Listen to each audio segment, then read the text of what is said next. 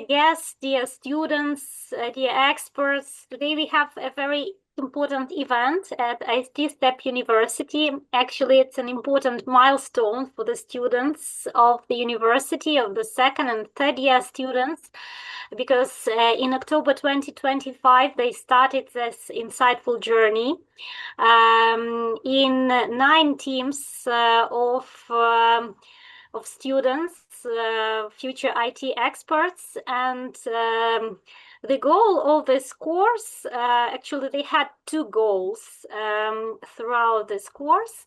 First was to develop a digital product, an MVP of a digital product, and the second goal was to learn how to work as a team of an IT project and how to share the responsibilities and share different roles as a team. The role of project manager, the role of a business analyst, a front-end developer, back-end developer, designer, and QA engineer. And there were other roles like DevOps engineer or tech lead.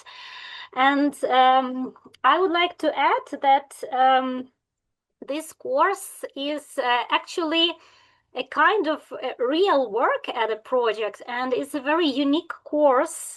Actually, IT Step University is the first university who introduced this course, implemented it into their learning programs. And I would like to add that several graduates of this course have already joined the team of ELEX that I represent here. So my company has been coordinating these activities, this course for the 5th year in a row, and I'm very proud of this responsibility. Actually, I do it together with my colleagues, with Anastasia Shapovalova, our technical consultant, with our mentors. And there were also mentors from various IT companies. Each team was working under the supervision of an IT expert. They had a technical mentor. Those were senior and middle software developers from different companies, and they also had consultations with other mentors. They had a BA mentor, PM mentor. They had a mentor on design, on presentations, and they also had a mentor on QA engineering. So they had a lot of expertise together with them. And today we will finally see the results of these teams.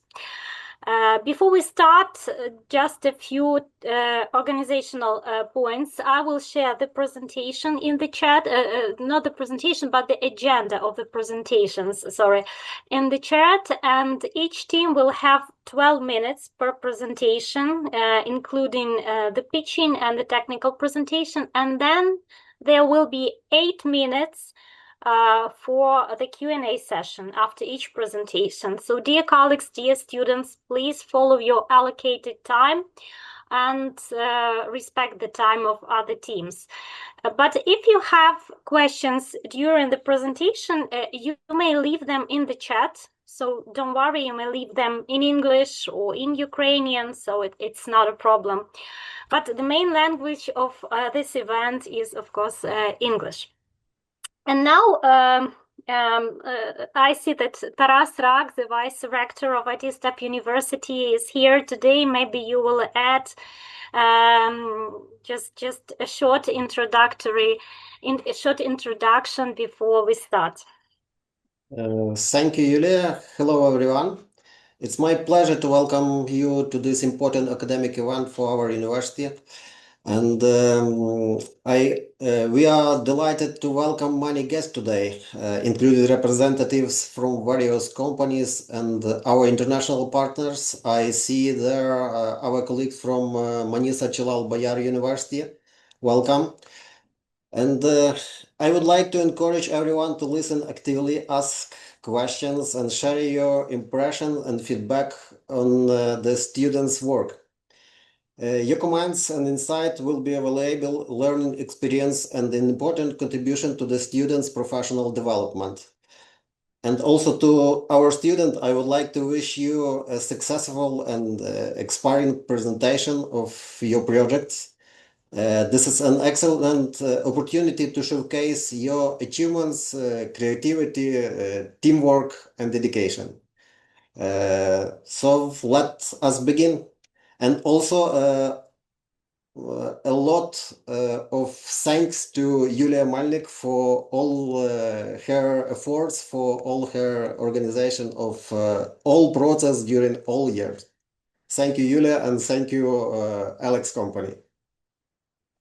Thank you, Taras. Actually, that was a teamwork, and we worked together with mentors and together with the team of IT Step University. So it's a team success, I think so. Thank you. And so let's start. So let me invite the first team, the team who developed the project Mapiqo. It's an interactive platform for searching and booking entertainment venues, allowing users to find locations by tags and categories, view real-time availability, and book specific spots. And the mentor of the team is Valery Rozovan, Senior Software Engineer from SoftServe. My name is Pavlo, and today I want to introduce our product Mapiqo. This is our team of 8 people. Everyone has a clear area of responsibility from product and design to development, testing, and delivery. We work in sprints and move fast. So let me start with a very familiar situation. You meet with friend or go out on a date, and the classic question starts: where should we go? Research shows that 70% of people struggle to choose a venue for over 30 minutes, often switching between 4 different apps or social media to choose. And you finally arrive, and there are no free places. So the mood is ruined, time is wasted, and my team and I have been through this hundreds of times, so we decided to create Mapiqo. There is a simple but massive problem. When people want to go somewhere, they have to search everything manually. For the industry, this is a mess. 60% of all bookings are still made via phone calls. And this creates a huge bottleneck for the venue manager. So instead, on focusing on guest experience, staff spends up to 15 hours a week just answering calls and managing a paper notebook. Even after checking the information, it's often outdated, or you call, ask for a table, and they tell you we are fully booked. So you waste your time, they wasted their labor, and the potential revenue is lost for both. So this affects everyone: young people, couples, group of friends, and tourists. Time is wasted, emotions are spoiled, and there is no guarantee that a table will be ready when you arrive. So we are building Mapiqo, a map-based platform that brings together all venues and activities in the city that works with reservation. A user see a list of places, available time slots, checks details, and book in just few minutes. What the platform includes: an interactive map of all relevant venues, smart search with suggestions, booking with exact time selection from to availability check by date, time, and number of people, a catalog of all types of activities, and a user profile with user history. And for businesses, we provide a separate admin panel where they can manage booking, reschedule or cancel reservation, see occupancy and workload, and also add services, prices, and working hours. Hello everyone. Now would like to talk about market and potential. Mapiqo is designed for business that work with reservation, such as environment venues, clubs, and space with multiple zones or halls. The platform is suitable for both small local businesses and large venues. In Ukraine, there are thousands of such venues, and many of them still use manual booking, simple calendars, or outdated systems. This creates a strong demand for modern and easy-to-use booking solutions. Importantly, we already have early market validation.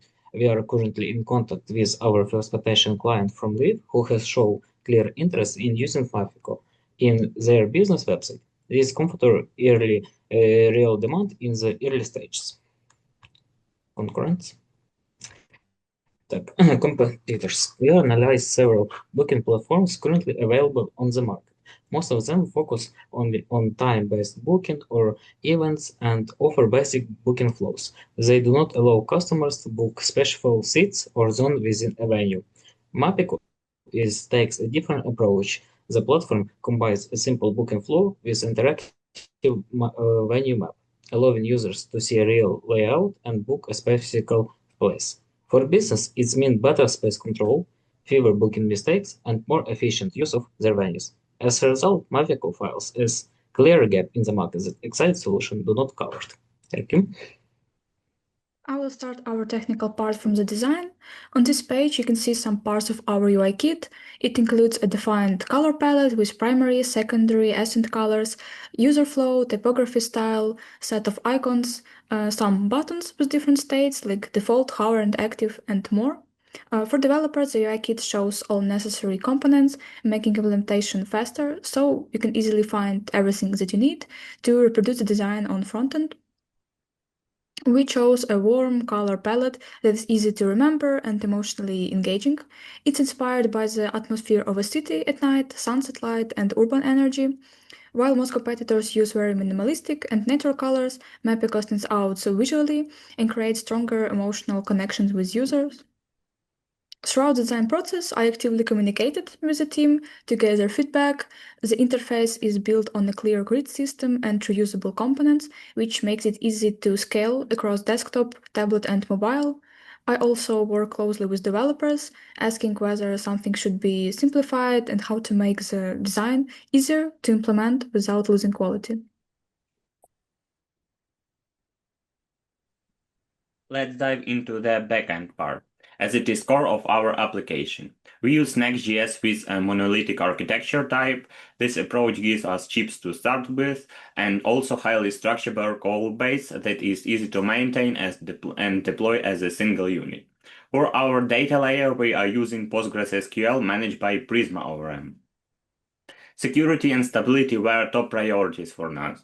We implemented a robust authentication system using password JWT, utilizing both short-lived access token and security refresh token to keep sessions safe but user-friendly.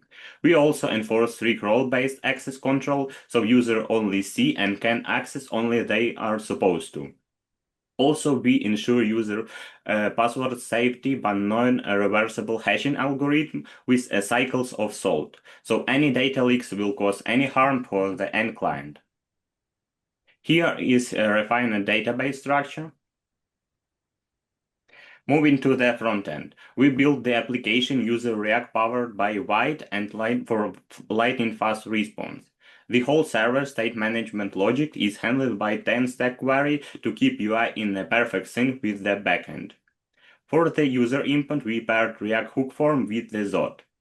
For interactive 2D map, we used Leaflet that completely satisfy our needs compared to other candidates.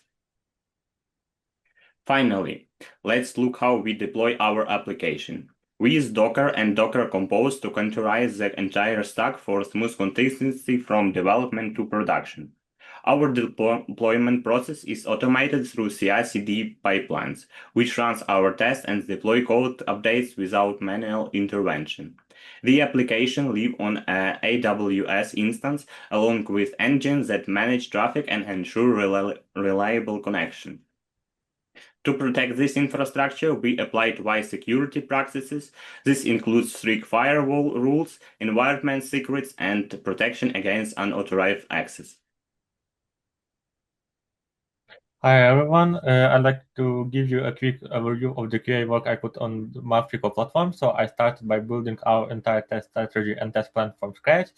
ensuring we had the right approach and a solid set of test data for all user roles. And my main goal was to achieve full coverage, so I designed the 92 detailed test cases that map directly to our business requirement, covering everything from authentication and services modules to the booking logic and the admin panel.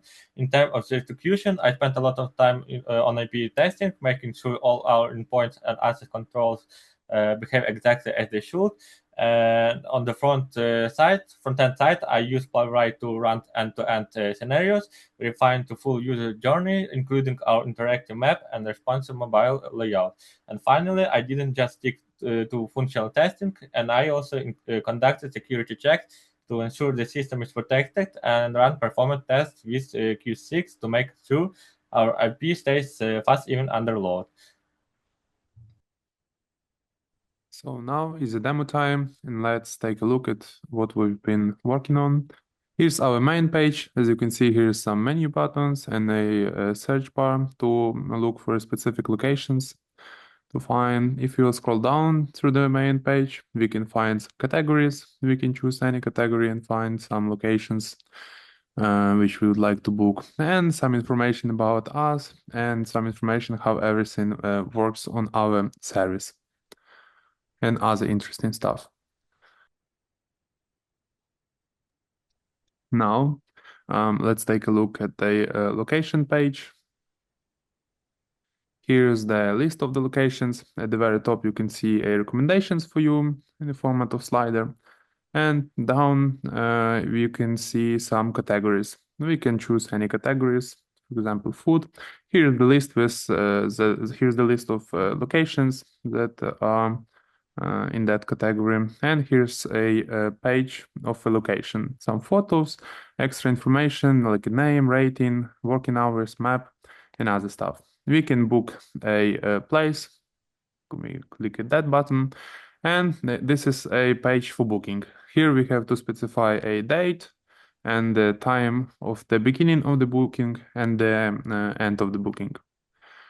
And also we have to pick a table in that interactive map. We pick the table, press book, and as you can see, we successfully booked the place. And this is our my booking page.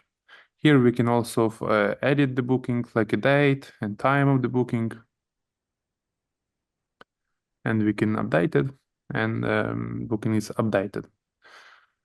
Now let's take a look at the cooperation page. This is the page for our partners. They can read some numbers and some information how to cooperate with our service.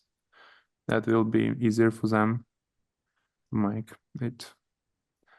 And here's the user profile page. Here we can update some user data, like the username, email, phone number, and other interesting stuff. From here, we can now let's take a look at the admin page. This is our admin page. As a admin, we can see all of the bookings at our location. We can specify the time, and as you can see, as we change the time, it says that the table is free, but when we change time once more, the table is booked. So as an admin, we can also edit someone's booking. We can also delete this booking, or we can also, as an admin, create new bookings. And for example, we will delete, and at the user page, we will update the page, and the booking is deleted. Also, from my booking page, we can also delete a reservation. And here's another one admin panel with some statistics. Here's the main page with some numbers and other statistics.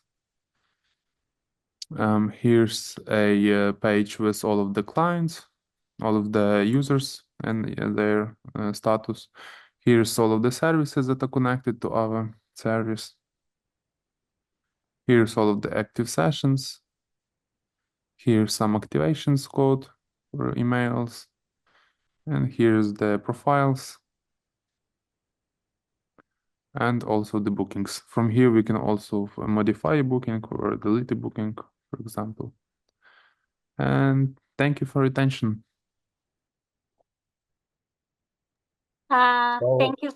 Thank you for the presentation. I'm so sorry, it's not the end. Oh, sorry. Yeah, please. So, 30 seconds for the next steps. We plan to launch the platform with the first partner and also working on the new feature called Don't Care Where I Sit, so which allow user to book any available spot. And also after onboarding first user, we plan to gradually grow by attaching new partners. So this allows us to test the system in real conditions, identify remaining issues, and improving the product based on real behavior. And in the long term, this approach will help us scale the platform and expand into new types of venues. So thank you for attention. And we are ready to your questions. Thank you for the presentation. Are there questions from our experts and guests? Oleg Dugin is our PM mentor, my colleague from Elix. Oleg, please. Yeah, thank you for presentation. Great work. I have three questions, but you already answered the last one. What's next? So, two questions. First, have you got feedback from real clients? I assume yes, but I'm interested in details. What was the feedback? And when exactly do you plan a pilot with them? Yes, so we recently received feedback for the client, and now we are doing what he tell us to fix. So in his business, there are really a lot of things to do with graphics. So we need to fix the graphic with the working hours because his business works 24 hours per day, so we need to fix some issues with that and to create map that's change that a little bit different from our map, and that's it. Okay.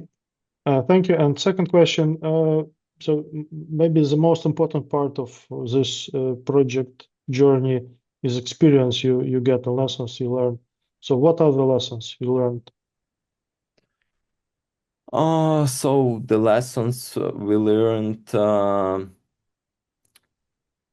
maybe the most crucial lesson that our team learn is just not relax when we done some part of work, keep working to the end and relax when we had a lot of when everything is done, because there was some work in the end of the project. Okay. One more thing that I'm interested in. So how hard or easy was for you stakeholder management? Client, mentor, team, university? Can you repeat, please, the start of the question? Yeah, I'm asking about stakeholder management. So how hard or easy for you it was? It was not hard because we easily communicate with all our stakeholders and keep working. So yeah, there was Okay. no problem to communicate with our mentor. In any moment when we had any questions, we could communicate with him. There was no problem to communicate with our clients, so it's easy. And also no problem to communicate with the team. Everyone was active and was ready when we needed it. Super. So you're lucky. Thank you. Thank you. Thank you. And one more question from Orest Reiter. Yes, hello, hello. So nice to see you all because don't saw you a lot of that all the time, and I have few questions. The first one will be about the architect and the side about scaling. Is there going as a SaaS side, or it will be like an individual contributor system where there for every one client will be going as individual server, there will be going as individual system, and how it will be going to implement all their rooms, their tables, or other aspects. Can you please repeat the question because can't Okay, clearly. Sorry, I will be try to shortly. So the first part is about it will be going as SaaS system for one platform for everyone who will be like a part of you, or it will be individual part. So currently we have a monolithic architecture type, so only one server will manage all the users, but in the as our next steps is to scale it to the server architecture, like and make it more progressive for this work. But for simplicity, we now and the monolithic type. Understood.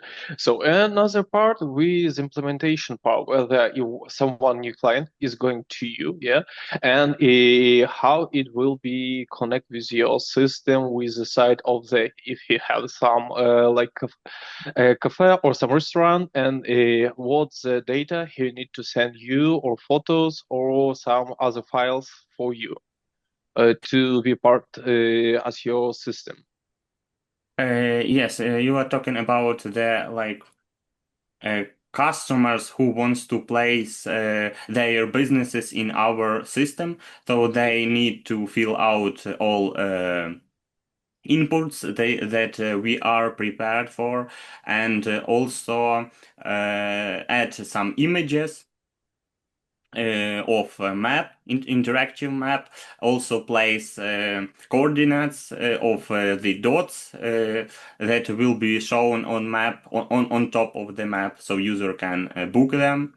And when they send request to us, we will try to review it and approve or reject for a few further development, and so that they must process these steps first.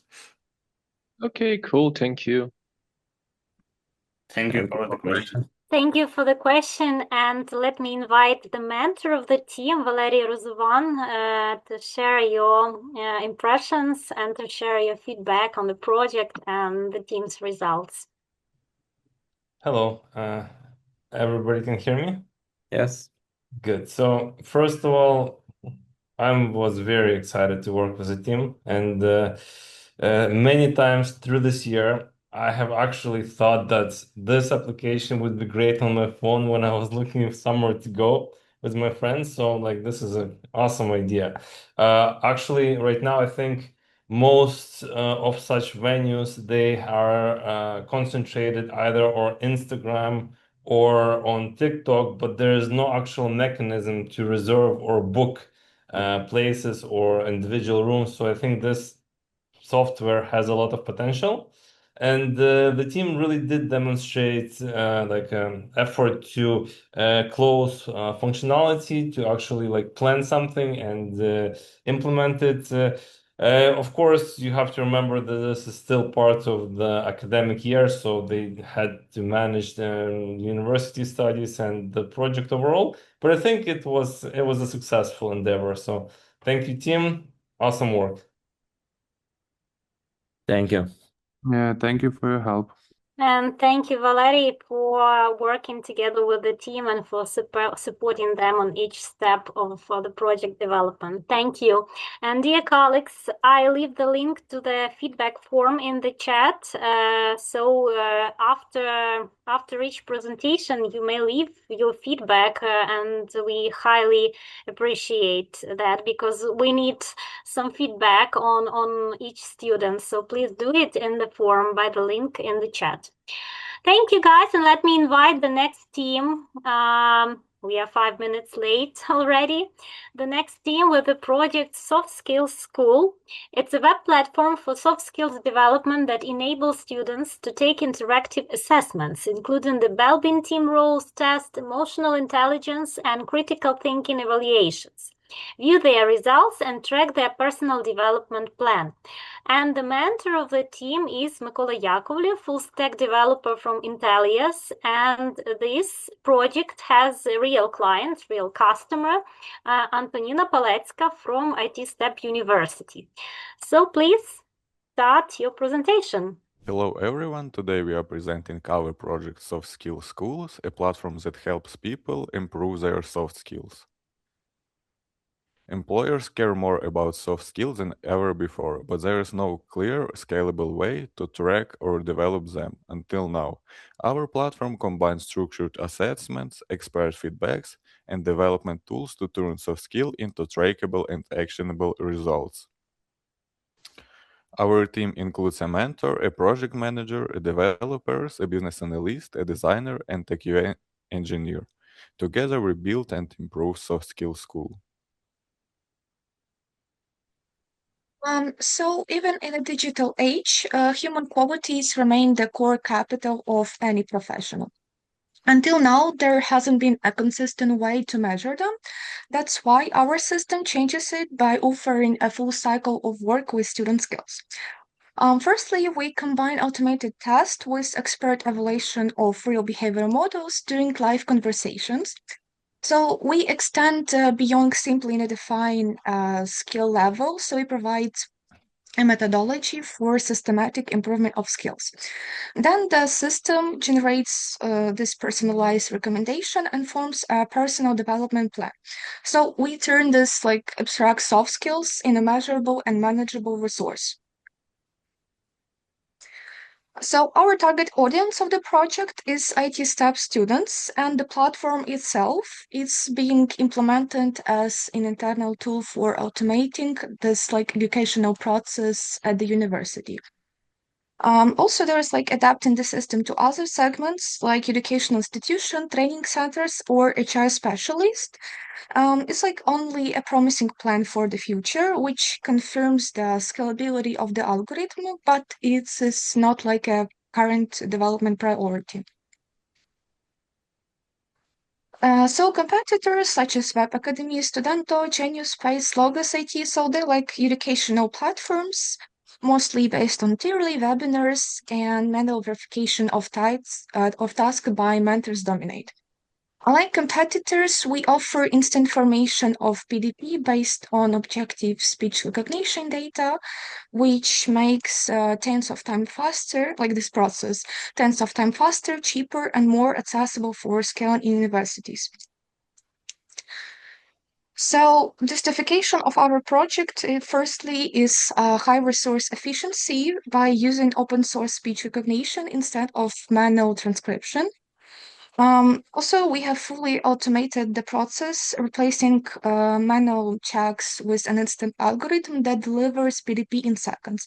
So with this architecture, this architecture allows us to easily scale this okay. So this architecture allows us to scale to over 1,000 simultaneous requests without increasing staff or operational costs. And business model. So firstly, it is internal product for the university. So like the platform runs on university servers and is completely free for students. Secondly, the main benefit of the system is time saving. So like automation of routine work, such as language recognition or task selection. So it allows the project to pay itself for in just one semester for mass testing. And finally, it is scalability. So also we are currently focusing on the students, but the architecture allows us to easily adapt the system for business in the future, for example, for assessing candidates in large companies. Initially, the core platform was created assessments, user profiles, and personalized results. We have since improved the UI UX, fixed bugs, added an expert role, expert feedback, focus groups, personal development plans, audio transcription, mobile adaptation, and launched the project on the university servers.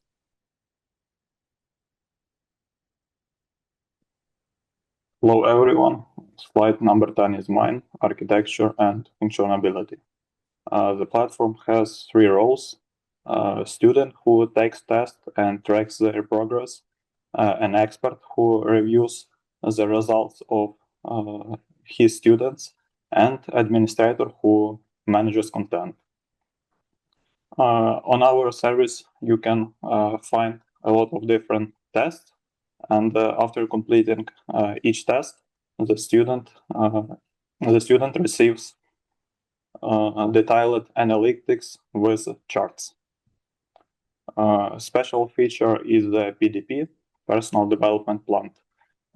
Student has personalized list of skills which he can practice, and the administrator can change it after the interview sessions. Another unique feature is audio transcription. An expert uploads an interview recording. The system sends it to AWS, and the transcription result is saved and linked to the user profile. The next slide, please. Technology stack justification. On the backend, we chose Nest.js and Node.js framework with a clear modular architecture. All business logic is split into 16 independent modules. This allows each part to be scaled or modified independently. On the front end, we choose React 18 as an SPA with React Router v6. On the DevOps, our entire system starts with single Docker with a common Docker Compose app. Three containers such front-end, backend, and MongoDB are all linked together. That's it. We conduct user testing with 11 users. Overall, the platform received a rating of 6.7 out of 10. Users rated the design 3.2 out of 5 and the interface clarity 3.6 out of 5. 82% of participants said they would use the platform again, and 73% expressed no technical issues. Based on the feedback, our main improvements will focus on optimizing performance, simplifying registration, and adding a dark mode for better accessibility. During the manual testing, 3 critical bugs were found, including the impossibility of completing new tests, obtaining the results in the user profile, and incorrect loading of test results. Also found 17 major bugs that strongly affect the functionality but don't block the work, 8 minor and 9 trivial. Okay, now we will walk through the functionality of our admin accounts, which you currently won't be able to try out yourself. We will start with the admin panel. In the skills tab, you can add, edit, and delete soft skills, as well as manage an association of different characteristics with them. In the characteristics tab, you can create and delete characteristics. In the User tab, you can search for other accounts and go to their pages where you can view their results, assign them tasks for their PDP, add interviews with students, add notes about the students, edit their profiles, and delete them. In the Interview tab, you can add an interview with a student, transcribe it, and add notes to it. You can leave feedback on students' test results, edit them, or delete them. Feedback can also be sorted by the time. In the Test tab, you can view and delete tests. In the PDP tab, you will have pages for all soft skills where you can view tasks to improve each of them, assigned to you personally by experts. In the admin panel in the PDP tab, you can add possible tasks for users, create something like a list of possible tasks for each soft skill. Okay, let's move on to the test constructor. In the constructor, you can create 4 types of questions: yes, no, multiple choice, scale-based answers, and single one choice answer. Currently, you can assign scores from 1 to 100 to each answer for selected characteristics. The constructor also allows you to set a timer for tests. Now, let's go to the notifications tab, where you can see all the notifications sent by admins and experts to different users, sort them by the time, type, and sender. Next, let's look at the notifications sent panel. Here you can send 2 types of notifications: tests, invitations, and event announcements. You can also search for other users and create focus groups based on their soft skills or individual characteristics. As you can see, I have just sent a message to myself to demonstrate that the notifications are work properly. Messages are divided into new and read ones. You manually mark messages as read and can view all read messages at any time. Thank you for your attention. We're ready to answer your questions, and we've shared a link in the chat where you can try project yourself. Thank you for the presentation, and please, short questions. Yeah, Valeria Rozovan, your question. Yeah, I'm just thinking that this project has a lot of data. Did you consider how you're going to back up or restore in case of some emergencies or in case of data center failures? We only have auto backups in MongoDB, and we save it. So you have like periodic manual backups, right? Yes. Okay, thank you. Thank you for your question. Thank you. And a question from Orest Reiter.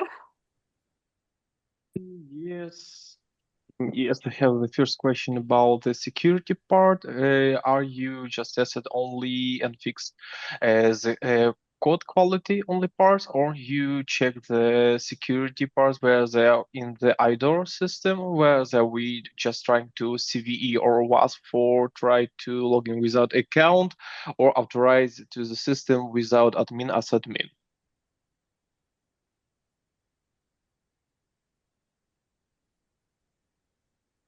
Arthur, maybe you can answer. Thank you for the question. As I understood, you're asking about tokens on which we can enter our service, or it's not? Not only. So as example, so I can try to test your site as whether I'm authorized in your system. We have duty token, yeah. I can try to like create some authorizations with like admin if your site just think I'm admin and try to change my role in the airbag as a part of the admin side. And another part to try to make IDOR without the admin account and make changes as admin in the system. Are you checked it and if it isolated and your backend part understood where the in the RBAC part is who are a user and who are admin in real? It's a really hard question. I can answer. We have 3 roles for admins, for authentication users, and for users that don't authenticate to the service. Understood. Okay. So, and you just make some penetration tests for your site, with the site. Can you please repeat? Did you make some penetration tests in your site? I don't remember. Maybe Sergey can answer question.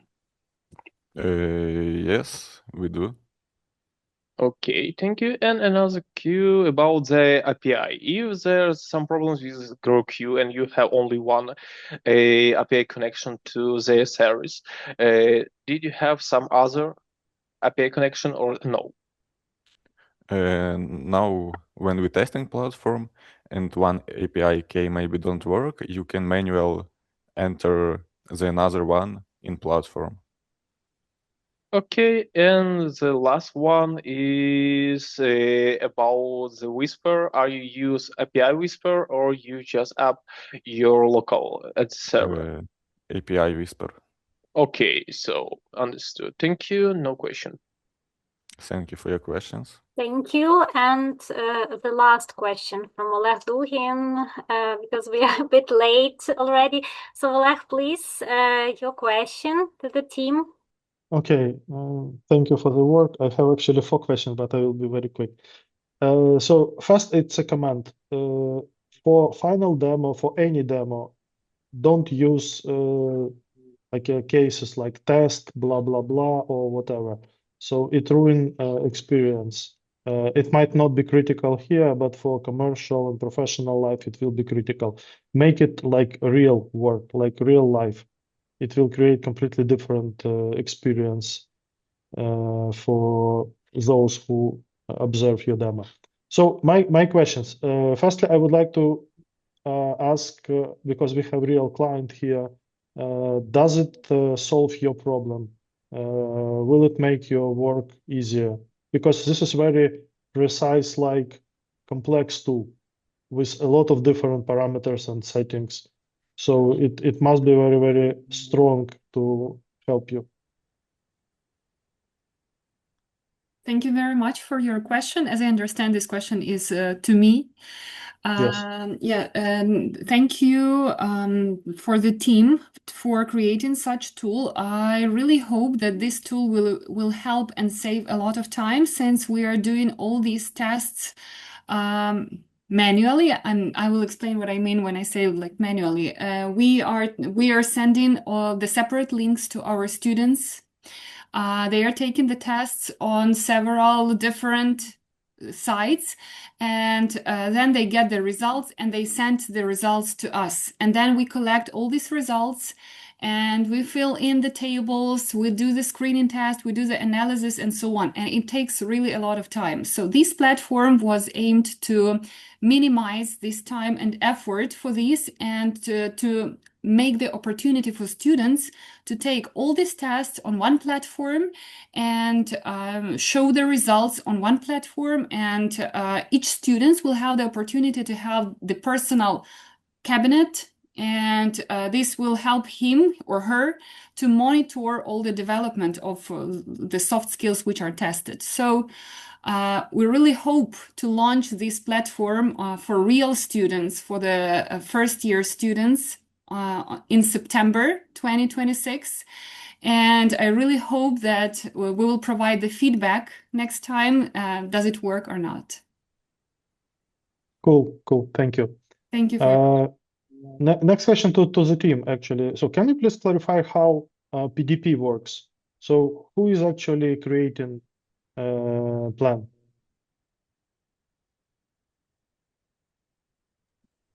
I can answer this question. It's interesting question about personal development plan. It builds automatically after student passes the test. He receives diagrammic chart which shows strong sides, weak sides, and an expert have access to this, and he can manipulate it, change it. Mm-hmm. Yeah. Okay. This. Yeah, why I'm asking, actually, it's a good answer. Why I'm asking it because, well, this advisory part, it's a guidance for students, and the quality of this guidance can make students stronger or weaker. That's why it's very important part. Yeah, and last very quick question, not directly related to the project, but as you work on soft skills, how do you think, it's a question to Kim, how do you think, what is the most crucial skill in AI era? Soft skill, I mean. Dear team, it's question to you, I think. Yeah. Because Yeah, correct. we have been working on this project during the year.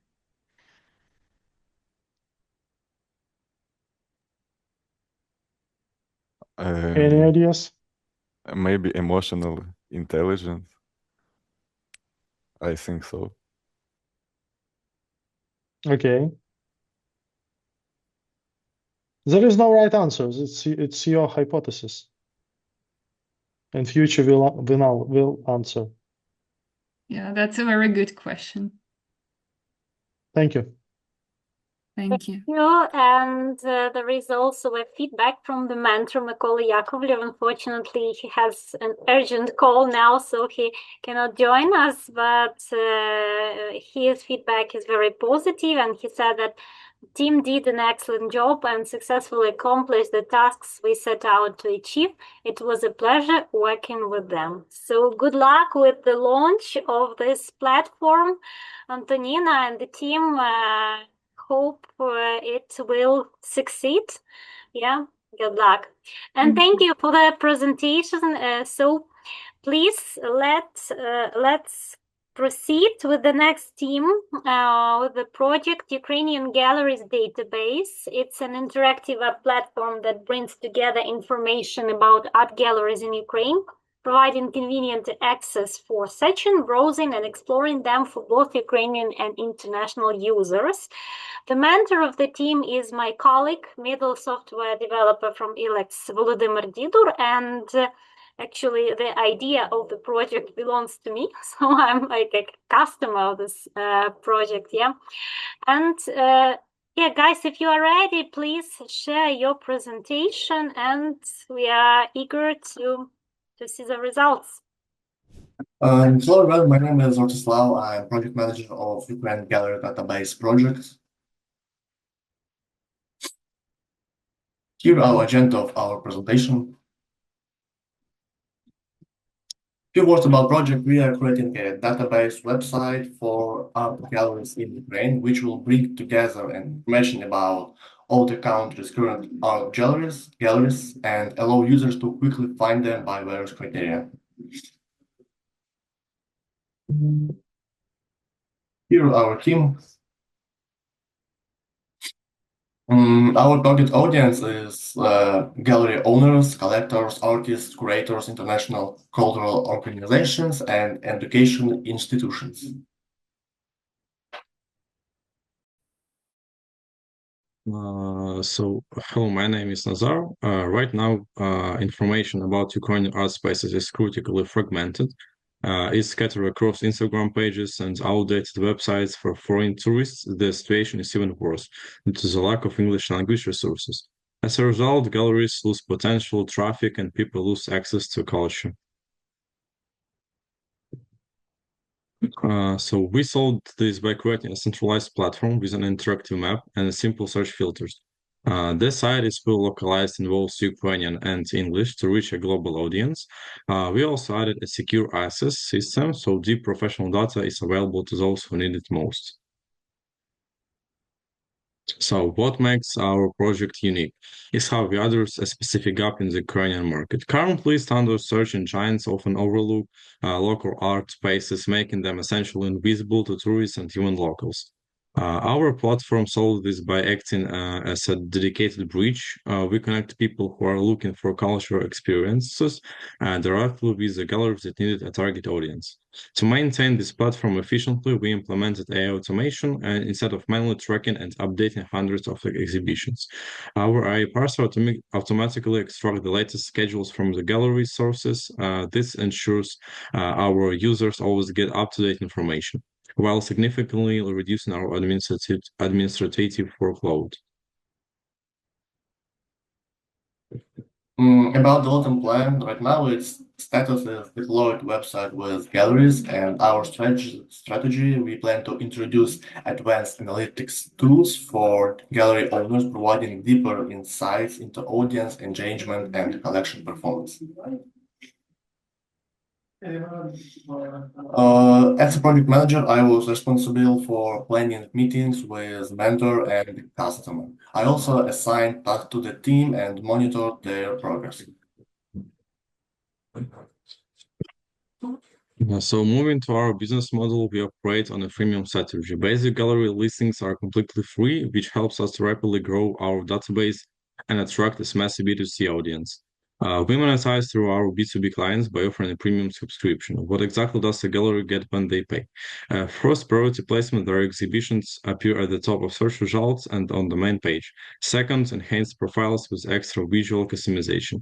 And most importantly, access to audience analytics. They can see exactly how many people view their events and interact with their pages. This turns our platform into a highly targeted marketing tool that is much more effective than standard ads. Because our AI automates data collection, our operational costs remain extremely low, making our path to profitability very realistic.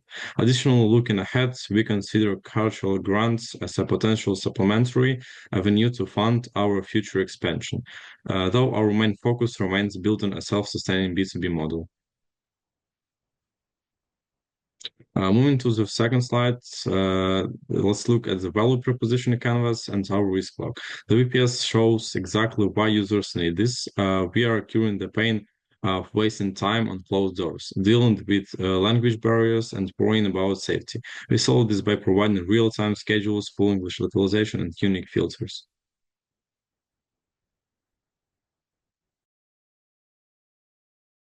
Hello, my name is Mikhailo. I'm the designer. I developed user flow and also researched the market, studied competitors, looked for color palettes, developed UI UX projects for our website, and developed presentations. I used Figma and Canva for this.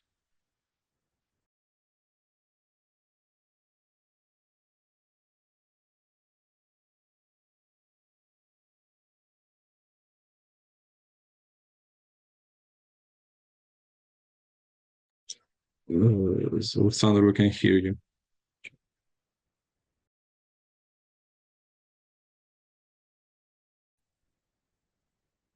Maybe the team can support the colleague because we can't hear.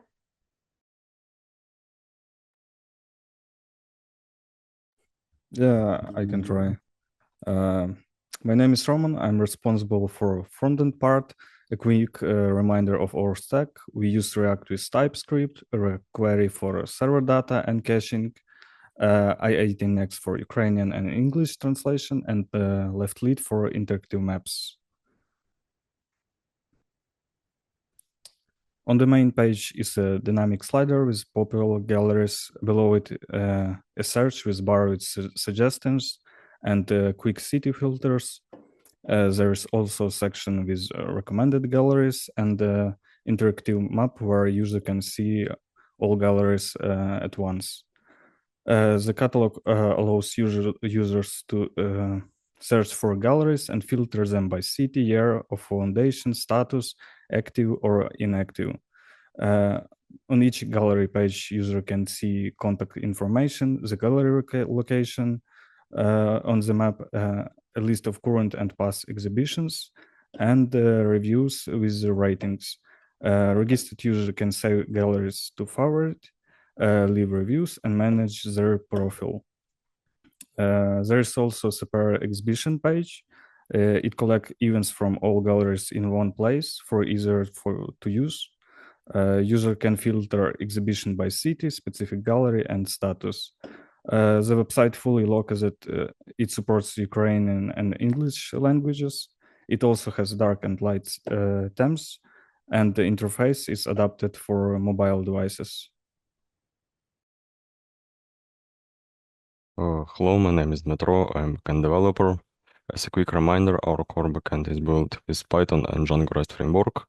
Our primary data is stored in the PostgreSQL database hosted only in the cloud, and the entire backend is containerized with Docker and deployed on render. Our biggest update since the last presentation is the implementation of fully automated AI-driven data pipeline. We set up a dialing ground cron job that fetches content from gallery website and social media. To handle complex JavaScript sites and bypass anti-scripting protection, we integrated the GeneReader API. To maximize efficiently and reduce API cost, we introduced an MD5 hashing mechanism in our PostgreSQL database. This ensures we only trigger the AI if a gallery's website content has actually changed. For the core data extraction, we utilize the Google Gemini API. We made the system highly resilient by building a custom LTK, rotation, and model fallback logic.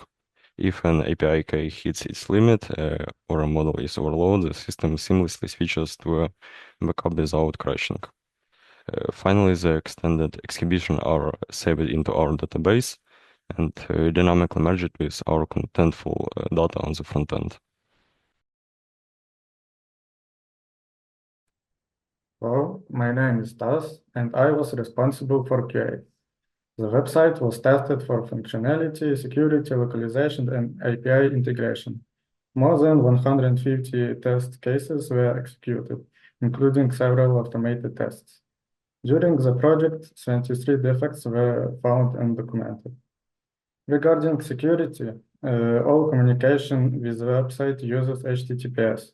Basic security testing was also performed using Wireshark to verify that user data cannot be intercepted during transmission.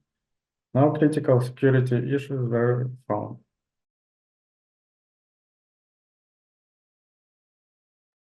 Thanks for your attention. Also, we can send you our tracking so you can check this on your own.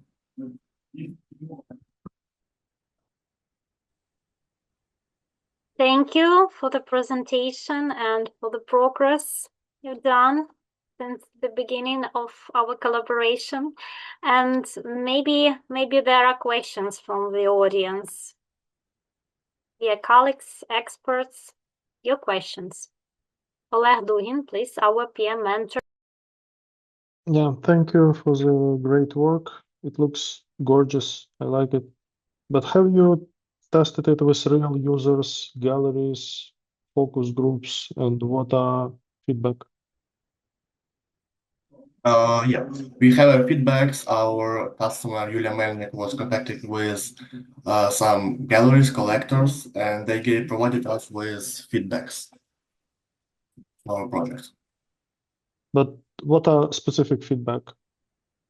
Is it good, bad, ugly, great? Not great, not good. It's like normal project, but at that days when we received feedbacks, we should to rework something, so right now it's even better than it was. Actually, Okay. I can add because I contacted my friends who are art collectors, and they provided some features that they would like to see in this app, this database that would be comfortable for them. For example, looking for a certain gallery that is specializing on certain authors or certain artists, because if they collect something, they collect certain artists, yes, certain painters, certain sculptors, and the galleries. I also contacted several galleries from Lviv, and they provided their feedback about what features would be useful for them. And the students, the team, worked with this feedback and added these features to the database. Cool. Thank you. One more question. So it's interesting that you added AI automation. How you ensure that quality of AI output is great? No hallucination, no bullshit.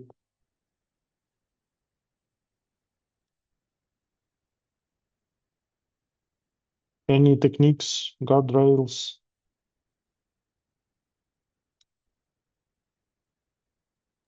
AI mostly goes straight to their sites and like sculpt the information about exhibitions, so it's mostly true info in real time.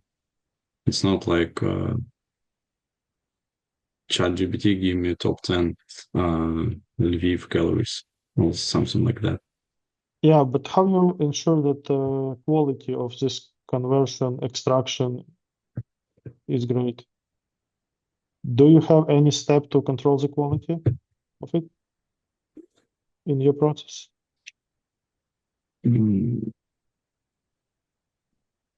Maybe our developers can say more about this. AI has certain condition by which it chooses.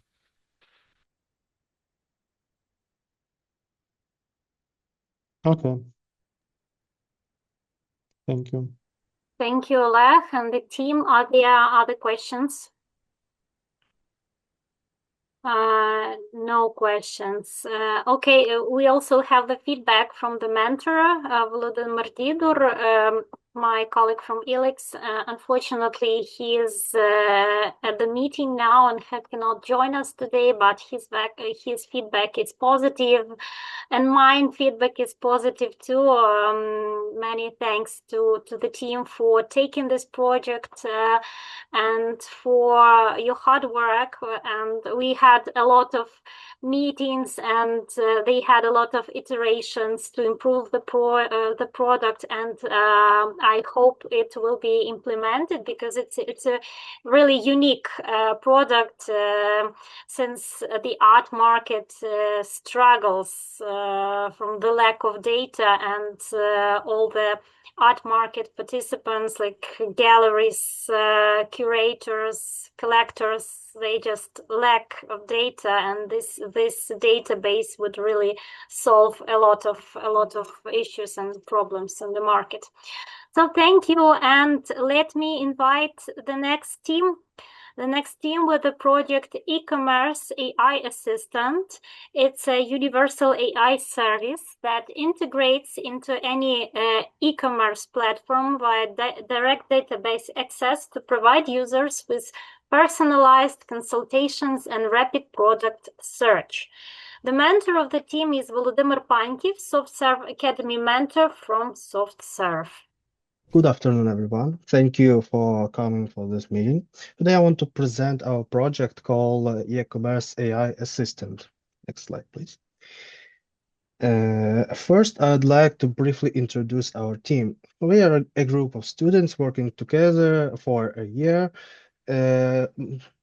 Designers that are responsible for our general design for AI chat assistant and admin panel. Me, PM of these teams that responsible for giving a task, controlling the process, and so on, and other great developers and BAs that I'm very thankful to work with.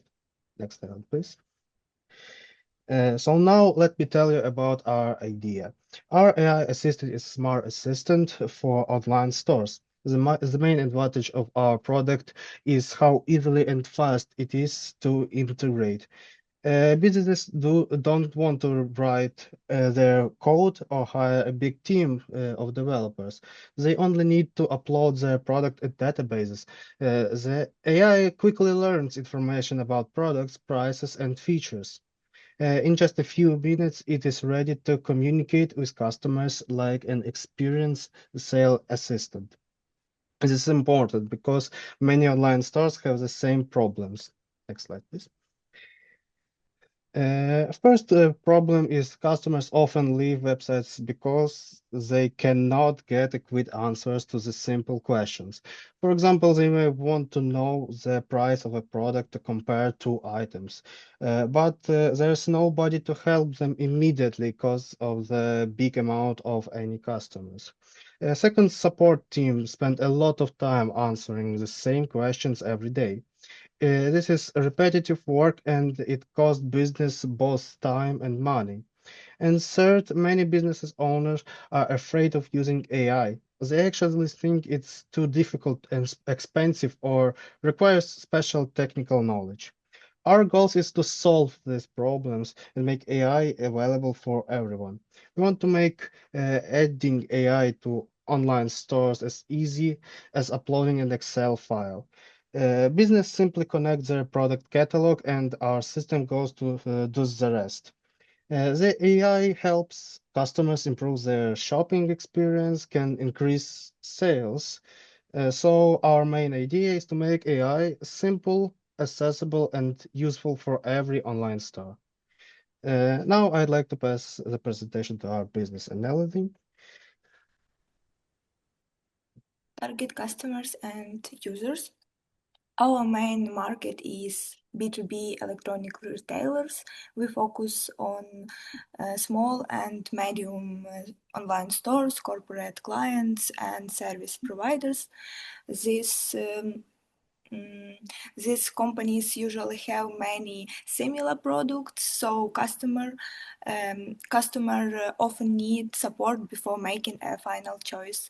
On the B2C side, the AI assistant works directly with users during the shopping process. There are several user groups. It's fast buyers, compression seekers, expert users, and regular users. The AI understands their needs and helps them find the right product faster. The next slide, please. In the current market, we can see three main types of alternatives. The first group is internal AI solution used by large marketplaces such as Rosetka AI and Sophie AI.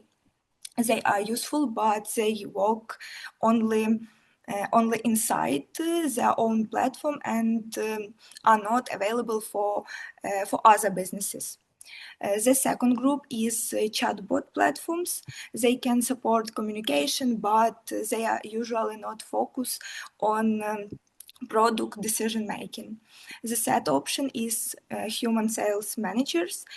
They can give personal help, but this model is expensive and difficult to scale. This shows a market opportunity for our product. Our AI assistant helps customer choose products and also supports the sales process for retailers. The next slide, please. Our business model is B2B SaaS. Retailers pay a monthly subscription to use the AI assistant. In some cases, the price can also depend on usage or business's results. The AI helps automate sales support, improve product recommendations, and collect useful customer insights. The main costs are AI services and technical infrastructure. When the number of client grows, the cost per client become low. This makes the product scalable and financially efficient. So as a result, retailers can increase conversion, grow average order value, and reduce support costs. Overall, our solution improves the customer experience and creates direct business value for online stores. The next slide, please. So let's move on to the technical part of the project. Next slide, please. Now you can see our design concept with main screens, our font, icons, and 3D model.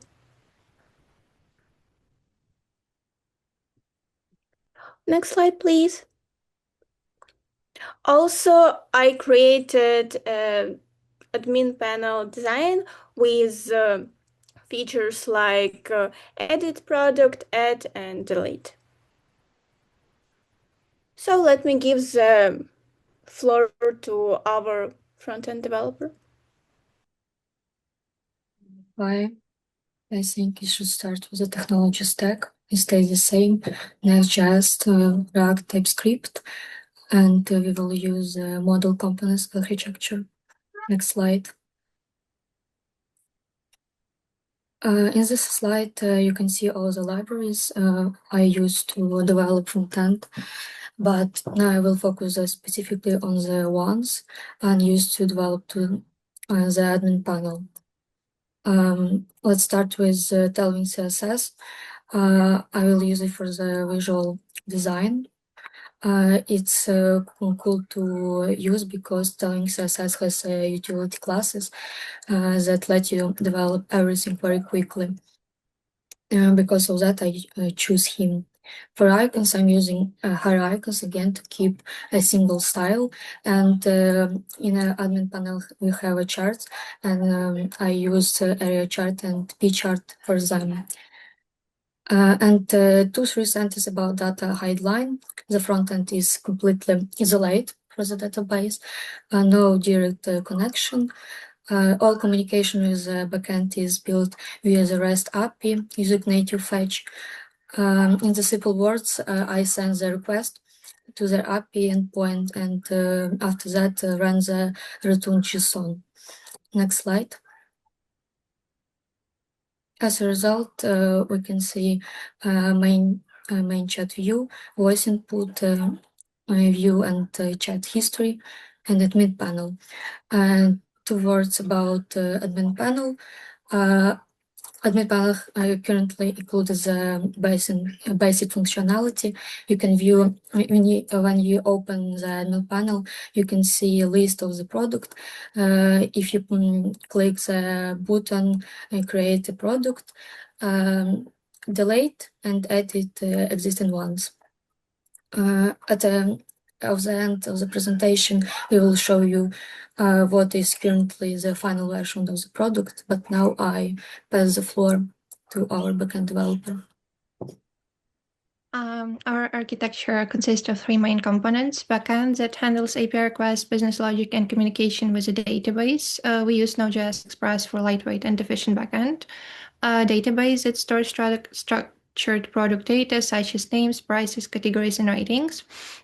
We use PostgreSQL, that is reliable relational database for structured product data, and AI models that process user messages, extract intent and key entities, and generate natural language responses. Here was used OpenAI API for high-quality natural language processing without custom training. From functional perspective, the backend receives structured filters from the AI, queries the PostgreSQL database using these filters, then formats the data and send a clean JSON response to the front end. Now let's talk about technical decisions. During our last demo, we received highly valuable feedback to focus on user data protection, complexity of integration, and security. This became our primary focus for the final phase. To address this, all my recent backend work was focused on building a secure, reliable infrastructure for the new admin panel. Integrating AI into an e-commerce platform is risky if not done right, so we built a strict middleware layer that is so that AI never has direct access to our PostgreSQL database. Instead, it sends structured intents to the backend, and the server safely maps them to predefined SQL queries. This prevents any SQL injection risks. Also, to protect system data, every new API endpoint for the admin dashboard is completely locked down. I implemented GVT authorization and strict course policies. So this ensures that only verified retail managers can access analytics or modified product listings. And transparency for retailers. To collaborate better with retailers, we designed the Analytics API to aggregate data on the server side. Retailers get full transparency on the AI success rates and daily metrics without even exposing raw sensitive data. Also, now let's take a look on tech stack and design choices. For the ML part, we focus on natural language understanding and used a pre-trained large language model, GPT-4o-mini, to detect the user's intent and extract key entities like brand, product type, or price. To keep the system reliable, we apply rule-based validation so that AI is not allowed to invent products. All products, IDs, and attributes are checked against the database, and if the request isn't clear, the system can ask for clarification. This allows us to achieve good language understanding while keeping the system reliable and controlled. And currently, the backend infrastructure is fully operational. All API endpoints, both from the client-side chat and the secure admin panel, process data correctly and in real time. That's all from my part, and I'm giving the floor to our QA engineer. I, as a QA, analyzed requirements and prepared test documentation, such as test plan, checklists, and test cases. I performed functional, smoke, and exploratory testing, reported defects, and monitored their fixes. Next slide, please. Here you can see some examples of bug reports. Next slide. In total, I created 53 test cases and found 11 bugs. All the defects were fixed and retested. I used Jira for bug tracking, Google Sheets for test documentation, and DevTools for testing. Thank you. Now let's see how it will work. Let's recall how our chat works first. Here we have some buttons that give us general information. It takes some time, so we should just wait.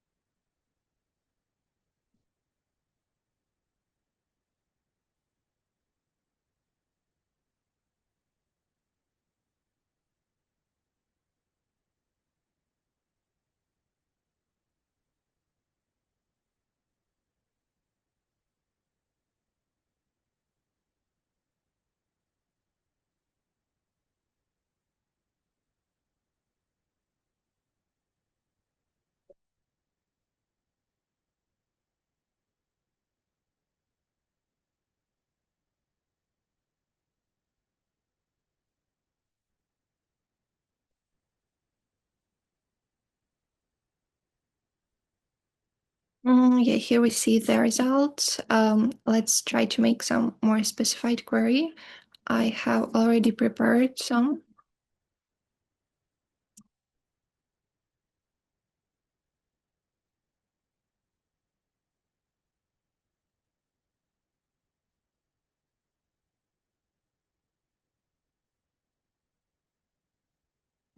Yeah, here we get the recommendations. Also, let's try to compare two products.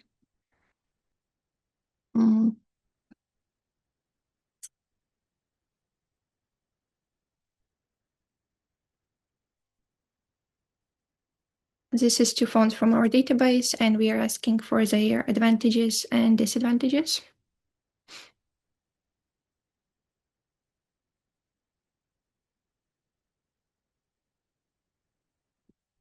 And here we get advantages and disadvantages for first of them and for the second, and even a conclusion in the end. Let's try to make some clarification question.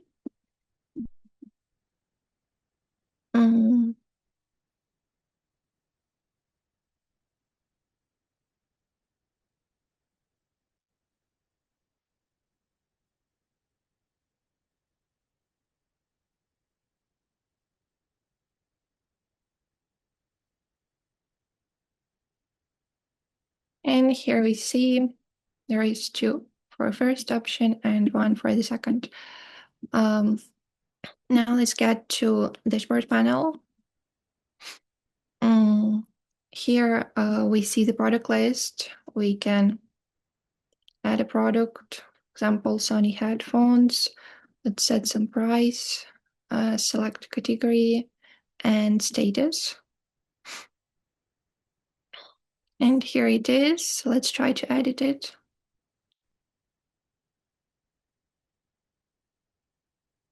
And we see that now it's active, and try to delete.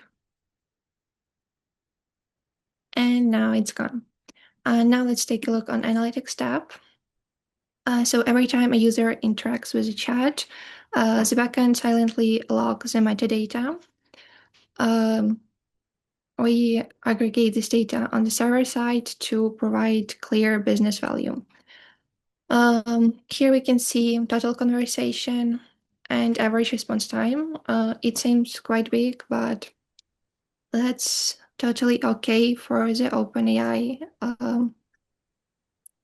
API response.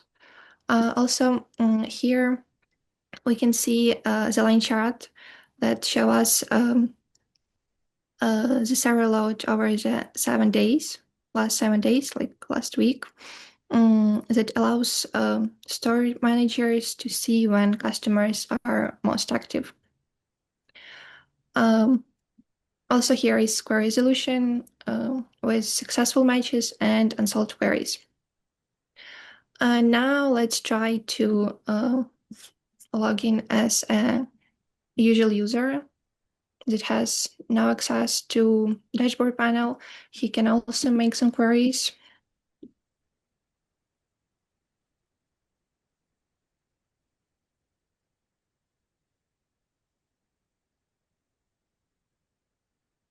And we will see this in our dashboard.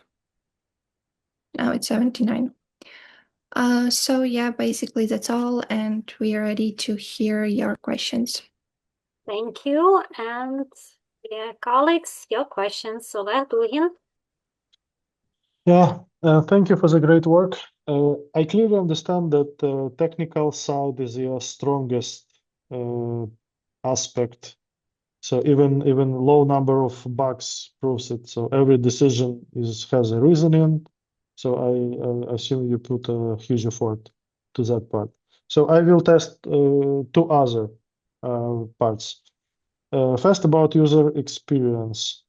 So you mentioned that 9 seconds response is okay for OpenAI. I agree with you, but for users, it might not be okay.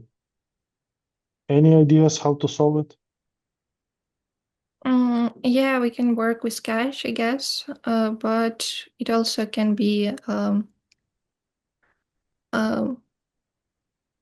talked about with potential customer if it is okay for them or not. Okay. Okay. Yeah.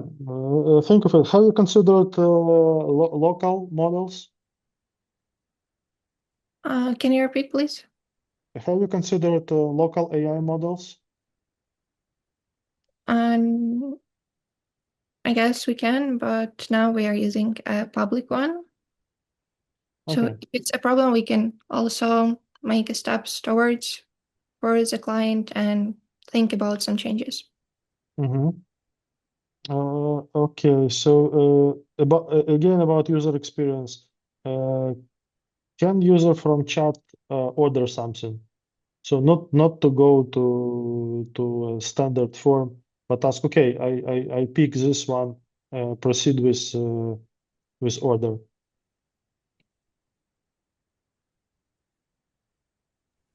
I mean, using chat May I not answer only, this yeah, question, please? sure. So at first, this was our part of the main MVP of this project. So yeah, it is in our plan, but for now we are focusing on the security, which is done now, and we actually tried to make this AI assistant like the most basic features, like a chatbot and admin panel, to like see which products are the best to sell or something to help admin. So yeah, it is our next list feature to add. Okay. And last question. So have you had already pilot installations with one of clients, or like at least demo with them? So yeah, we talked with a few clients a few months ago. Well, not me, not us, me actually, but at that moment they told us the same thing, that like security is not enough for them. So we are prioritizing the security this time to make them feel more. Okay, I understood. forgot the word. No, yeah, thank you. Okay. So my recommendation would be that don't focus too much on technical side. I trust you can do everything you want, but look from client perspective and from business perspective, from user experience perspective, because it has a big potential, but some things might be good for you as technicians, but not as good for business and their clients. Thank you. We have so many questions, but we don't have enough time. Okay, Ruslan, I'll ask you, please. Thanks to the team for your presentation. And Irina has told about testing and bug fixing. So what were the most common bugs found during testing? Thank you for a question. I'd say that it's about some chat responses. We didn't have enough quality about these responses, but there were not a lot of bugs, only 11. So I guess there were different bugs. Yeah. But you have fixed them all. Yeah. Okay, thanks. Thank you. Thank you. Victor Kloba. Yeah.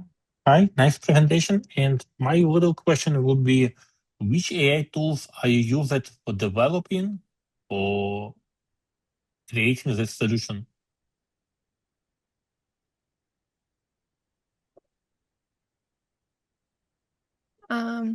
If I understand correctly, you asked which AI tools. Yeah. Are you using it for creating this solution? So I guess Claude is on the first place. Also Gemini, maybe. Okay, thanks.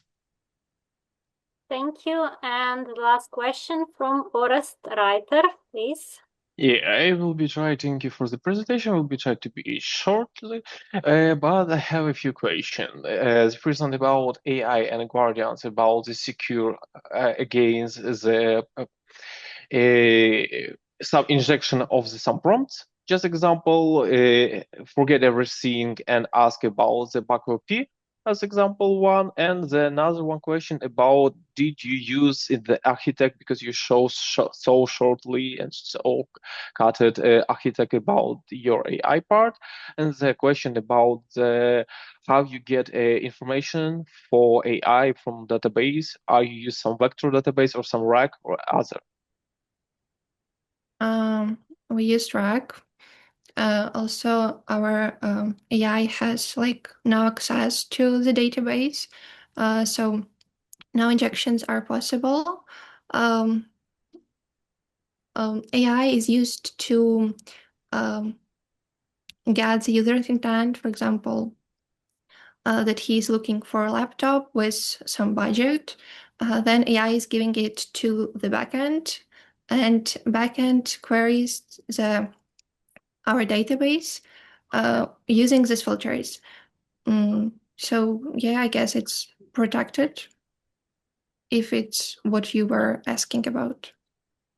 Yeah, thank you. And the last one question about TCA, like not TCA, click to action for the user, and use some maybe like in link in the chat for more useful, because there are only like answer was the best, but there are no some links, some actions for user at the UI part for in the chat.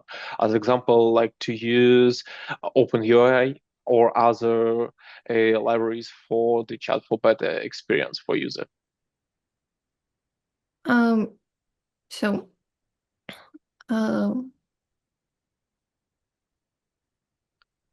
according to CTA from backend and business logic perspective, our main goal was to turn AI conversation into like real sales. So when user asks the AI assistant for recommendation, a backend doesn't just return text; it sends structured product data, allowing the front end to display a clickable view product or add to the cart. And if product is found, the system automatically suggests the next logical action, such as would you like to compare or try another model or something like that. Okay, understood. Thank you. Thank you for your questions, and I would like to add just a comment that your project description, the link to your project description doesn't work. Please provide access to the link for us to be able to read your project description, because we cannot do that at the moment. I sent you the message to the chat, but haven't received the answer, so I'm telling it to you now. Please send the link to our chat of the meeting. So thank you for the presentation. Perhaps you have the feedback from the mentor, because I haven't received it yet. And I see that Volodymyr is not here today, so maybe you have the comment from him, the feedback. No, we don't, unfortunately. No. Perhaps he will send it a bit later. So thanks a lot for this insightful project. Good luck with the implementation, and thank you for your hard work. And yeah, and thank you for the colleagues for your questions and comments. And let me invite the team with the final project for today. That is the project Scanalyzer, a web service for automated warehouse inventory using AI-based photo analysis and an AI assistant for item tracking and search. The mentor of the team is Vyacheslav Koldovsky, programming mentor from SoftServe. Please share your screen. Actually, competence manager. Competency manager. So Yeah. I have an Programming outdated. mentor, it's my personal brand. It's like my Telegram channel, YouTube channel. So I invite people to join. Okay, sorry. So I have this outdated information. Yeah, okay. Thanks, Yulia, for introduction. Good afternoon, or rather evening, to everyone. I hope you are not tired yet, because as Yulia said, it's the last one of our team projects of this day. So, Scanalyzer. In first three part, we will talk about the business and management side of projects. We will briefly review the market, target audience, competitors. Then we will show solution, structure, main technical decisions, design decisions. Also, we'll talk a little about team and our work. And in the end, we'll have a little bit of conclusion and Q&A session. So, problem, what will competitors, inventory management in many businesses all across the world is basically still a manual work. So our project focuses on resolving this problem. Our solution offers a simply based visual approach that is more accessible for small and medium-sized businesses. Among our closest competitors is Sortly. I think I'll talk about this later. It's a limited barcode scanning. There is also I don't remember. It's Candid. The same thing as Sortly, but require additional software. There is some numbers in the photo. This is basically the numbers that you want to see and hear when you're talking about something that will help with your manual work.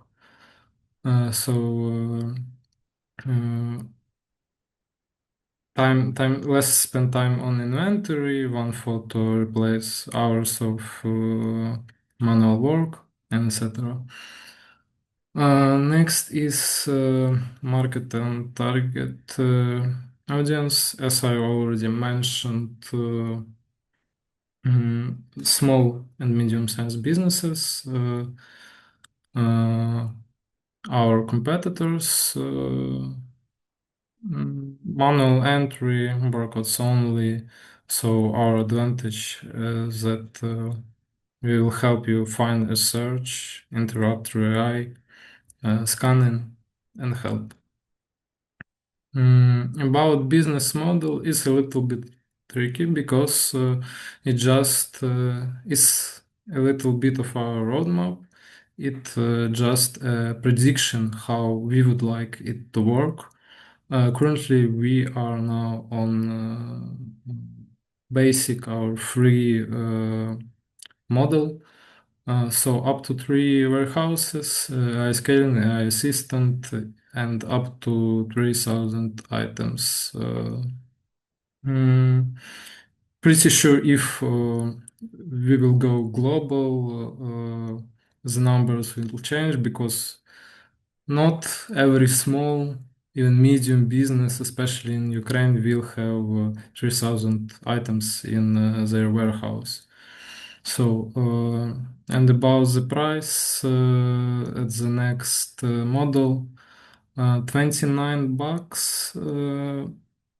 It was probably made up number, but at Sortly and Scandid, we have also subscription model.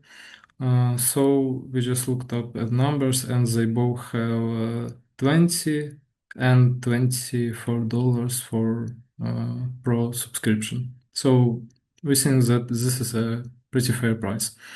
And enterprise custom for large clients, again, expansion. If we will have any big customers, it's for them. Features that we still don't have yet, but it can be done in our project. Solution structure, AI-based warehouse management system, as I said, platform allows for users to analyze photo of their shoes or storage area through AI. And the recent features that we implemented is an AI assistant that will help you search and work with warehouse through a simple chat interface. Next, we have our team. It's me, Ivan, project manager, also partially a BA. Victoria Bachuk, a specialist, and Lena Daniluk, designer, and last, Evgeny Ovchinnikov. He is absent because he's left project before second demo, but I cannot not mention him because he actually gave a good start for a project as a full stack developer. A lot of ideas was brought and realized by him. So I'll start about team. As a project manager, I coordinated meetings, controlled task processes, prepared reports, supported communication between QA, development, design, and was preparing the products, demonstrations, and presentations. Now I'll be passing lead to Elena, our designer. Hi everyone. So I worked on the design for all of our platform pages, creating a user-friendly experience throughout the whole website. Our design is built around a yellow and gray color palette, creating a modern and easily recognizable look. Next slide, please. And for the last couple of sprints, I worked on improving our design and just making some final adjustments based on our project needs while keeping an eye on consistency. Thank you. So we are back to me. I will be showing a little technical demonstration of this slide. This is the list of all the technologies that was used. On the front end, we use Next.js 15, React 19, fast, responsive user interface. Conva.js, I believe, is used for more like a creative way. I'll show you later to create like a virtual 2D sheet with your warehouse. It's like a virtual copy of your warehouse. You can create it thanks to this technology. Data model, technical solutions, that's all recorded here. I believe, yes, I have, can you see it? The site? Yeah, I see.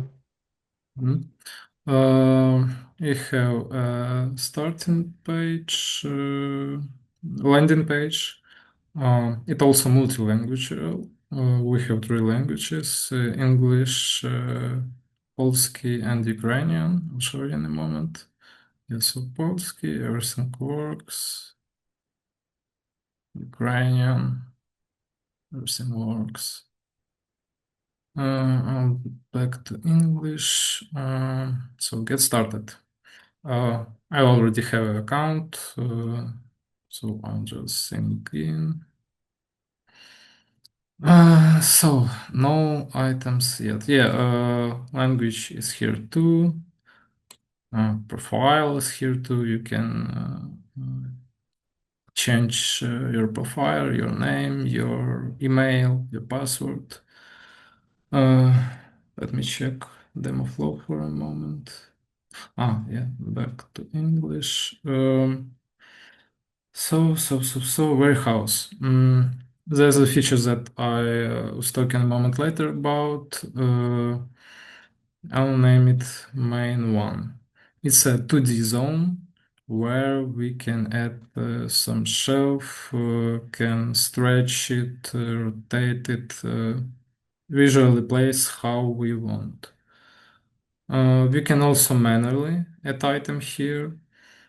If the item that we are adding is container, like box, and from a box is sticking something or place it is, we can place a container option. So now I will go to, yeah, so it's created, capacity 0%, because we didn't add any. I'll upload, I believe, a stock photo. Yeah, just a stock photo because for a fast demonstration. Yeah, we can see it proceed pretty fast. I'll choose our warehouse and our shelves that we created a few moments ago. Let me see. So can I move this? Yeah, we have ways, two books, and some wooden sink. Wooden shelf, it scanned it as a container. So it's practically right, but we have already our shelf, so I won't include it. So we have a decorative vase, green hand cover book, light brown hand cover book, wooden abstract sculpture. Pretty right, except the plant. The plant is in the description. We also have description. You can change it. You can change everything: quantity, name. You can include. You can off. You can scan again if scan wasn't right. So I'll just create this for items in our warehouse. Now it's one shelf for items. We can clearly see it here. The next one is assistant, as I already mentioned, latest feature. I'll ask him to what items I have.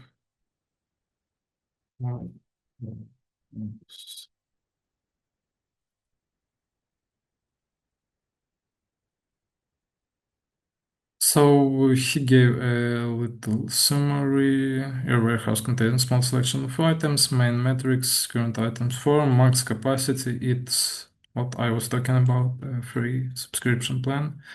Remaining utilization percent is how many of original items was removed from it. And the specific details. Also, a recommendation, consider organizing and categorizing items for easier success, monitor the utilization rate, the things that worker need to basically know. And I want to remove example decorative ways. It will answer that he removed it, but it's kind of slow. Yeah, he updated data on his side, but can be tricky because yeah, it's still a development. The item wasn't removed, but it will be removed in a time. Yeah. So that's it for demonstration. Next one we have. Yeah, Victoria, you're next. Okay, so hi everyone. At the beginning of the year, I worked on creating and improving test cases for basic scenarios. I described the steps, the expected results, and boundary conditions. Besides, I had also done automated testing for our critical user flows using Java, TestNG, and Selenium. During last semester, I handled manual testing and bug tracking in Notion to keep us organized and improve how we work together. I also made sure to build our clear documentation for our records. As you can see in the test execution report diagram, we're seeing great results with a 93.8% pass rate, which makes it much easier for the team to monitor our overall stability.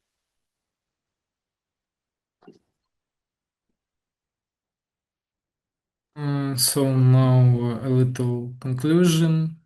We have a roadmap. I don't guarantee that it will be successful, but for a student project, it can really work. QR codes, physical item tagging, it's one of the most important features because now pretty much all big warehouses uses it. Connected this in enterprise system is for big customers and mobile app predictive analysis.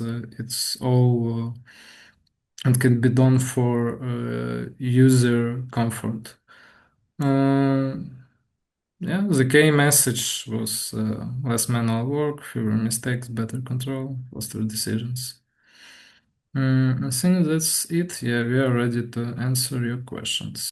Thank you for the presentation. And I would like to add that I'm very proud of the team because they lost several team members and they decided to keep working on the project. And you see that there are just 3 of them in the team and they managed to do so much great job. So congrats on the results. We have the question from Oleg Dugin. Yeah, thank you for the great effort. It's unfortunate that so promising and with big potential project lost members. But anyway, so question, maybe not a question, but suggestion.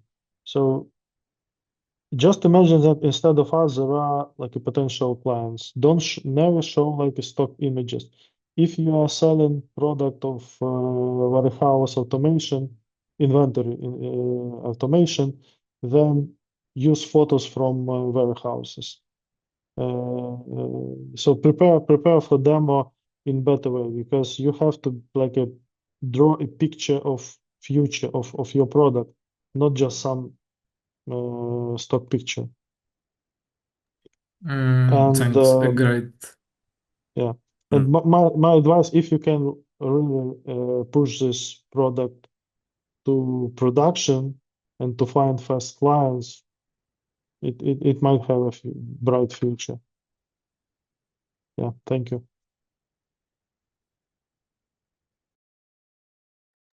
Yeah, thank you too for your suggestion.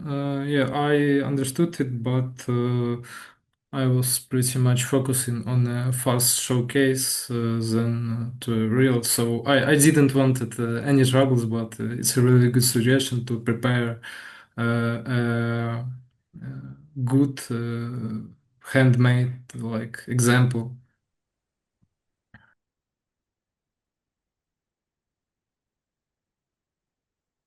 The question from Orest Reiter, please. Yeah, I have one question. Thank you for your showcase. It was really interesting. And the question is fully covered and fully routed by AI? Yes, or how percent from AI to human resource was there? You mean can you repeat, please? I didn't understood I will try to fully. show. Either this whole project was wrote by AI or it was like 50-50 or something like this. It was written by AI mostly in the end when we lost, no, not lost, but Evgen Ovchennikov wasn't more on our team. It was like ending phase of it was written by AI, but as I remember, he mostly used AI as an instrument because he had a very like new idea which can't just be fully done with AI if you don't know any like if you don't have any examples of such things. So start was, I think, fully written by hand. Then, of course, Claude code, I think, was involved. And in the end, work was spread between us. We could finish it thanks to AI instrument. It is possible. I can add here because it's very unique case in my experience that we had a project completed without developers. So the team started with 2 developers, as I remember, but then one developer couldn't join at all, and we had only one Yevhen. Yevhen did great job at the beginning, and he did a lot of scaffolding for a project. Yevhen also used AI, and I encouraged him to do that because for one person to do everything is not okay. It's no reason for today to do that at all by hand because times changed and we should use AI actively. But it is interesting that at some point Yevhen wasn't able to continue the project. He is busy. He has different tasks, and for last like few months, I don't remember when that exact date when Yevhen stopped contributing. But other team members did that, and we finished with people who were not assigned to this role as developers, but they started a scaffolded project as a starting point and added features, changed behavior with AI tools, and that is very unique. And I am very grateful for these people that does this project. Of course, it could be done much better when we have developers, but we finished it, and it's a great achievement. And also, I can say that what we see here, I believe it's a future software development because we don't need so many developers at all. we may need developers because it's not okay to do vibe coding, like everything will be messy. So we need someone who will be taking responsibility for the code. But this person may be like one highly productive developer who establishes infrastructure and everyone contributes to it. And I believe that's very interesting case. Yeah, thank you. There was not like a problem there use AI. There was a queue about why they're not really good. Use some guidelines or some rules for AI to make like better improvements for the front page where there was not really good language changes, like when the switch are like real switch the page fully with like recollect all data, and the same about the icons in the dashboard side, like this one. By the way, the product is really interesting, really good idea, and I'm proud of it. Very interesting feedback from our BA mentor. That's very impressive, I'd say. Yeah, she also managed. She also mentioned that it's not just an educational project; it's a real product ready to be implemented. So yeah, that's her feedback. She worked closely with Ivan, and yeah, Ivan also received very good feedback from Maria. As a BA, not just a PM, but also as a business analyst. Thank you for the questions, Orest. Would you like to add something, Vyacheslav, as a mentor and the idea, the author of this idea? Yeah, I believe I already said everything. I just want to thank you, the team, for not abandoning the project and keeping it. It's like checking a hypothesis how a future software engineering will be. And I believe it's here because we get feedback that most technically mature project. So we at some point we have no developers who limit us in their productivity. You see that? You understand that? So we just take a pure AI and we are using it for to drive the project. So that's how it looks like. Thank you, everyone. Thank you, Vyacheslav, for working with the team and for inspiring them and for making them believe in their forces. And we also have a comment from Victor Kloba, our AI expert. Yeah, Victor. Yes, thanks. I want to mention and continue Vyacheslav's conversation and idea. A few years ago, use AI was forbidden, and we are not allow people to use AI, and people were scared to use AI. Now, in most cases, we motivate people to use. Even in our company, we are asking people, why are you not using, and what you need to use it. And it's quite unique, and maybe in next years, it will be changes more. And not only developer role would be changed, maybe developer would be just say what to do, how to do, but not only coding and so on. And other roles could be changed. So it's tricky point, and a point to think what we are going to teach people, students, and even staff in our companies, and what we are going to provide for them, which classes, courses, tools, and so on. Yeah, it's just my point. Thanks. Thank you, Victor, and thank you to the team for your presentation. And now we don't have time, but it would be great for you to share your thoughts, your impressions about the presentations you've seen and heard today. And maybe you have some ideas and recommendations to the teams.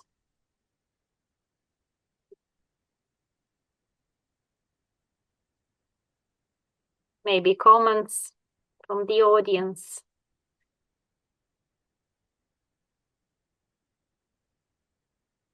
I will start and I'll continue. My recommendation, don't stop and use AI for your project, and use AI for finish your project and make it real, and receive real money from your projects.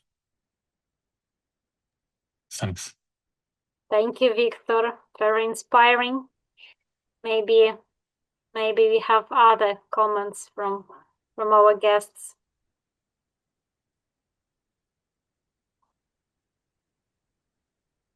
No comments.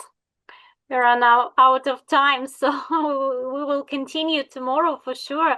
And now I would like to thank all the guests for joining us today. Thanks a lot for your questions and comments. They are really valuable for the students to proceed with their development. And thanks a lot to the teams for presenting the final results of their hard work since October 2025. 9 months of hard work, and we finally seen really great results. And thanks a lot to the mentors. First of all, to the technical mentors who worked closely with the teams and supported them at each step. And thanks a lot to other mentors, to our BA mentor Maria Terlecka, to our QA mentor Vasil Chitailo, our PM mentor Oleg Dugin, and also to our mentor in design, Marta Zayets, and of course, Antonina Palecka, who helped the students prepare their pitching and their final presentations. And many thanks to our colleagues from IT STEP universities for this great idea to create this course, who helps developing the students' skills. The best course, I think, in Ukraine to feel like a real project team member for a student. And of course, the biggest thank you to the armed forces of Ukraine for being able to be here today and to have this opportunity to listen to this wonderful presentation. So we will meet tomorrow at the same time at 5 p.m. and we'll listen to 4 more teams and 1 individual project. So I don't say goodbye. See you tomorrow. Have a safe evening and a safe night. And yeah, see you. Just for one thing, many thanks to Yulia Malnik for all support, for all effort, for all organization of this process.